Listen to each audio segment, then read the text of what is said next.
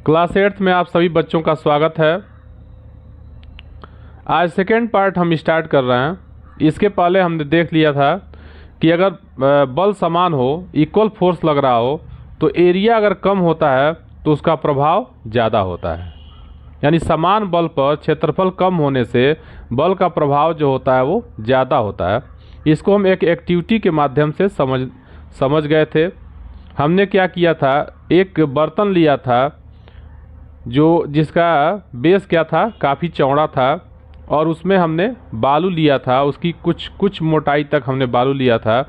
उसके बाद से हमने क्या किया था, एक बार ईंट को खड़ा करके उसमें रखा था और फिर से ईंट को हमने उसको लेटा करके रख दिया था। हमको क्या मिला था, हमको इस एक्टिविटी से ये रिजल्ट मिला था कि जब हमने ईंट को खड़ा करके रखा तो हमने देखा कि जब उसको हटाते हैं तो उसमें काफ़ी गहराई तक वो धंस जाता है, जबकि समान भार के ईंट को अगर हम लेटा देते हैं तो हम देखते हैं कि वो उतना नहीं धंसता है। ठीक है, यानी भार तो समान है लेकिन क्षेत्रफल क्या हो गया, अंतर हो गया। इसके वजह से बल का प्रभाव क्या हो गया, बदल गया। इस आधार पे हमने कुछ कंक्लूजन निकाला था कि जो दाब होता है, यानी बल का जो प्रभाव दाब है, वह एरिया के क्या होता है, व्युत्क्रमानुपाती होता है। अब इसके बाद जो है एक्टिविटी नंबर 4 करते हैं, और एक्टिविटी नंबर 4 से हम ये देखते हैं कुछ और जो बल का प्रभाव यानी दाब जो है वह कुछ और बातों पे डिपेंड करता है। यानी बल के परिमाण पे भी ये डिपेंड करता है। ये हम कल ही बता दिए थे, ठीक है, लेकिन यहाँ एक एक्टिविटी के माध्यम से आपको समझाया गया है। तो एक्टिविटी नंबर 4 देखते हैं। क्या करा, बालू से भरा एक छिछला बर्तन फिर से आपको ले लेना है। इसमें एक ईंट खड़ी रखना है। इसके ऊपर फिगर में जो दिया हुआ है चित्रानुसार एक ईंट क्षैतिज रखिए। ठीक है, इसके पश्चात इसके ऊपर एक और ईंट रखिए। दिया है फिगर नंबर 11.3। ईंट की किस अवस्था में ईंट बालू में अधिक धंसती है। यानी बारी बारी से एक्सपेरिमेंट आपको करना है। एक बार आपको क्या करना है, बर्तन लेना है और उसमें ऐसे एक बार खड़ी ईंट रख देना है, फिर देख लेना है उसकी गहराई कितना हो रहा है। या इससे अच्छा रहेगा कि 3 बर्तन ले लेंगे। ठीक है, तीनों बर्तन से समान लेंथ, ब्रेथ, हाइट और मास का ईंट ले लेंगे। और ये एक्सपेरिमेंट अगर 3 जगह हम करें, एक में एक ही अगर हम लेते हैं, दूसरे में इस तरह से ले लेते हैं, तीसरे में हम क्या करते हैं, एक ईंट खड़ा करके उसके ऊपर 2 ईंट रख देते हैं, और उसके बाद से तीनों को हटा करके देखेंगे तो तीनों के बालू की जो गहराई है, यानी जो ईंट धंसा हुआ है, उसमें काफ़ी अंतर दिखाई देगा। जिसमें ज़्यादा भार है, यानी थर्ड केस में जो होगा वो ज़्यादा ईंट अंदर तक धंस जाएगा। या एक ही एक्सपेरिमेंट को आप 3 बार परफॉर्म कर सकते हैं। एक बार आप क्या करिए, इसको परफॉर्म कीजिए, फिर उसकी गहराई मेजर कर लीजिए, ठीक है, माप लीजिए। फिर उसके बाद से क्या करिए, फिर उसको बराबर करके फिर इससे करिए, फिर इससे करिए। तो इस तरह से आप ऑब्जर्व कर सकते हैं कि भार बढ़ाने पर क्या होता है, दाब बढ़ जाता है।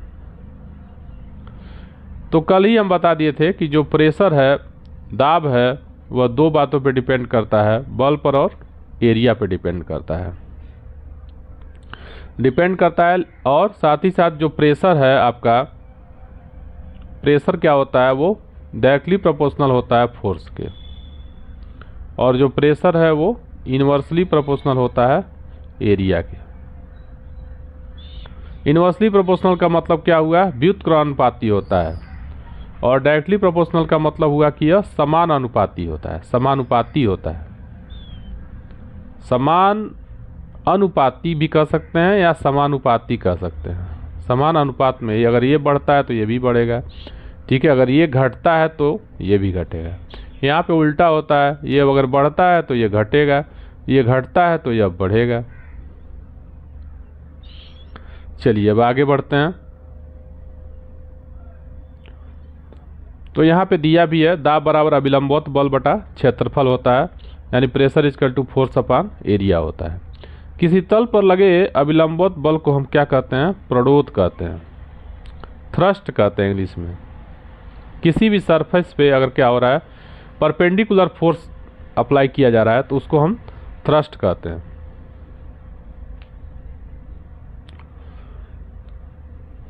अगर यही परपेंडिकुलर जो फोर्स ऊपर की तरफ लग रहा है तो इसको अप थ्रस्ट कहते हैं।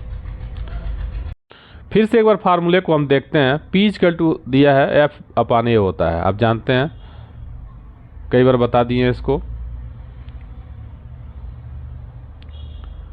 प्रेशर इक्वल टू कितना होता है? फोर्स अपॉन एरिया होता है। अगर हम क्या कर दें, एरिया को 1 मान लें, यानी एरिया आपका क्या हो जाए? 1 मीटर स्क्वायर हो जाए, या यूनिटी कहते हैं। तो अगर आपका एरिया यूनिट हो जाएगा, इकाई हो जाएगा, तो P इक्वल टू कितना हो जाएगा? F अपॉन 1 हो जाएगा। अगर एरिया 1 हो जाए तो P इक्वल टू क्या हो जाएगा? F अपॉन 1 हो जाएगा। तो F अपॉन 1 हो गया, इसका मतलब क्या हो गया? प्रेशर जो है वो फोर्स के बराबर हो गया। तो इस तरह से अब हम क्या कर सकते हैं? प्रेशर को यानी दाब को हम डिफाइन कर सकते हैं, परिभाषित कर सकते हैं। हम कह सकते हैं कि एकांक क्षेत्रफल पर अभिलंबवत लगने वाले बल को हम क्या कहते हैं? दाब कहते हैं। The force acting on unit surface area is known as pressure. France के एक वैज्ञानिक थे, उनका नाम था पास्कल। इन्हीं के सम्मान में दाब का एसआई मात्रक क्या होता है? पास्कल होता है। और 1 पास्कल किसके बराबर हो जाएगा? 1 पास्कल को अगर हमको परिभाषित करना है, ठीक है, तो फोर्स आपका क्या हो जाए? अगर आपका फोर्स 1 न्यूटन हो जाए, ठीक है, और एरिया कितना हो जाए? एरिया का मात्रक क्या होता है? क्षेत्रफल का मात्रक होता है मीटर स्क्वायर। तो इसका भी अगर हम 1 ले लें, 1 मीटर स्क्वायर ले लें, तो हम ये किसके बराबर हो जाएगा? 1 पास्कल के बराबर हो जाएगा। यानी हम कह सकते हैं कि 1 पास्कल जो होता है 1 न्यूटन बटा 1 मीटर स्क्वायर के बराबर होता है। तो इस तरह से 1 पास्कल किसके बराबर हो जाएगा? 1 न्यूटन अपान 1 न्यूटन अपान 1 मीटर स्क्वायर के बराबर हो जाएगा। आरोपित बल के परिमाण में वृद्धि एवं क्षेत्रफल में कमी होने पर दाब में वृद्धि तथा बल के परिमाण में कमी एवं क्षेत्रफल बढ़ने से दाब में कमी होती है। ये पहले ही बता दिए हैं, ये हम पहले ही बता दिए थे कि जो प्रेशर होता है वो फोर्स के क्या होता है? समानुपाती होता है, और प्रेशर जो होता है वो एरिया के व्युत्क्रमानुपाती होता है। ठीक है, ये बता दिए थे। चलिए अब आगे बढ़ते हैं। दैनिक जीवन में दाब का क्या प्रभाव पड़ता है, इसको हम देखते हैं। तो इसका एप्लीकेशन हमारे लाइफ में बहुत ज़्यादा है। प्रेशर का एप्लीकेशन हमारे दैनिक जीवन में बहुत ज़्यादा है, जिसको हम क्या करते हैं? अपने आसपास ऑब्जर्व करते हैं और इसको हम हमेशा यूज भी करते हैं। जैसे एग्जाम्पल के तौर पे एक एक हम लेते हैं। सब्जी और फलों को पैनी छुरी से काटना आसान होता है, यानी जो जिस पे धार होगा, ठीक है, जो जिस पे धार होगा, तेज हो जो होगा, वो आसानी से क्या कर सकता है? फलों को काट सकता है या सब्जियों को काट सकता है। और जो ब्लंट होता है उससे काटना कठिन होता है, उस पर आपको अधिक प्रेशर, अधिक फोर्स अप्लाई करना पड़ता है, ज़्यादा ताकत लगानी पड़ती है। फिर अगला दिया हुआ है, दफ्ती में नुकीली पिन से छेद करना क्या होता है? आसान होता है। तो जिसमें जो नुकीला होगा उससे छेद करना आसान होगा। शार्प जो होगा, जैसे मान लीजिए आपका ये ऐसे इस तरह से नुकीली अगर पेंसिल हो या नुकीला अगर कोई लोहे से बना हुआ कोई चीज़ है तो उससे छेद करना क्या होगा? आसान होगा। आप जानते हैं कि अगर पेन है, नुकीला पेन है या नुकीली पेंसिल है, तो उससे क्या होता है? चोट लगने का भी डर होता है छोटे बच्चों को, क्योंकि वो धंस जाती है। अगर वही आप क्या करें, इसको पीछे की तरफ से उतना ही फोर्स लगा करके अगर धंसाने का प्रयास करें तो नहीं धंसा पाएंगे। लेकिन आगे जो शार्प वाला भाग है, ये नुकीला जो हिस्सा है, इससे धंसाएंगे उतना ही बल लगा करके तो आसानी से धंस जाएगा। चलिए आगे बढ़ते हैं। उस स्कूली बस्ते या सामान लाने वाले झोले में जो डोरी लगी होती है, उस पर क्या किया जाता है, चौड़े पट्टे का प्रयोग किया जाता है। अगर मान लीजिए पतला फीता रहेगा, ठीक है, यहाँ जो स्ट्रिप जो होता है बच्चों के बैग में, यहाँ पे पतला अगर रहेगा तो यहाँ पे क्या करेगा, यहाँ पे स्पॉट आ जाएगा, ठीक है, दोनों तरफ स्पॉट आ जाएगा, इसलिए यहाँ पे काफ़ी चौड़ा ये स्ट्रिप बनाया जाता है। साथ ही साथ जो थैला हम उठाते हैं उसकी जो डोरी होती है, अगर वो पतली है, उतना ही आप सब्जी लेकर के आएंगे तो हाथ काटने लगेगा, ठीक है, इसलिए उसको काफ़ी चौड़ा बना दिया जाता है ताकि हाथ पे वो कम प्रेशर अप्लाई कर सके।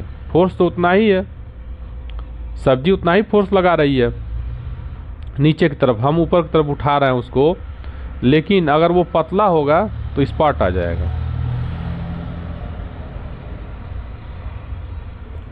अगला जो एग्जाम्पल दिया हुआ है, मजदूरों को सिर पर पगड़ी पहनकर बोझा ढोना आसान होता है। ये भी उस प्रेशर का ही प्रभाव है, यानी प्रेशर को क्या कर देता है, वो कम कर देता है, घटा देता है। कैसे घटा देता है, जैसे मान लीजिए जो भी उठा रहा है वो, यह अगर यह मान लेते हैं कि आदमी का सर है, तो इस पर इतना ही कम ही वो क्या करता है, कम ही एरिया पर ये पूरा फोर्स आपका नीचे की तरफ लग रहा है। अगर वही क्या करता है, व्यक्ति अगर पगड़ी बांध लेता है तो इसका एरिया क्या हो गया, सरफेस एरिया बढ़ गया, और जब सरफेस एरिया बढ़ गया तो इस पर दाब क्या होगा, कम लगेगा, यानी एक ही स्थान पर जो फोर्स लग रहा है वह घट जाएगा, इसलिए उस व्यक्ति को वह बोझ ढोना आसान हो जाएगा। नहीं तो क्या होगा, चुभने लगेगा, यहाँ सर पे जो है चुभने लगेगा।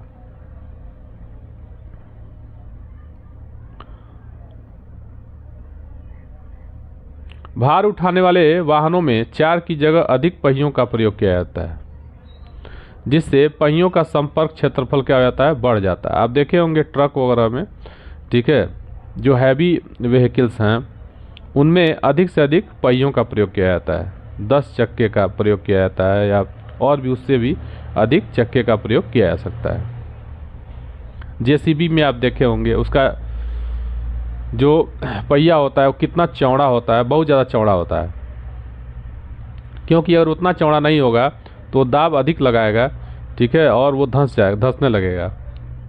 साथ ही साथ जो ट्रैक्टर के जो पहिए होते हैं, पीछे वाले जो पहिए होते हैं, काफ़ी चौड़े बनाए जाते हैं। इसलिए चौड़े बनाए जाते हैं ताकि गीले खेत में जब वो काम कर रहा हो, ठीक है, तो वो धंसे नहीं, क्योंकि गीला रहेगा और वजन तो उतना ही है, लेकिन अगर पतला उसका चक्का होगा तो वो धंसने लगेगा खेतों में, इसलिए काफ़ी चौड़ा बना दिया जाता है।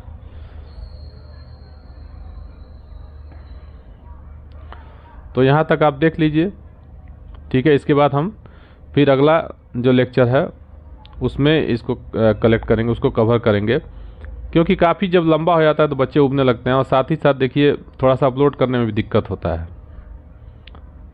Thank you.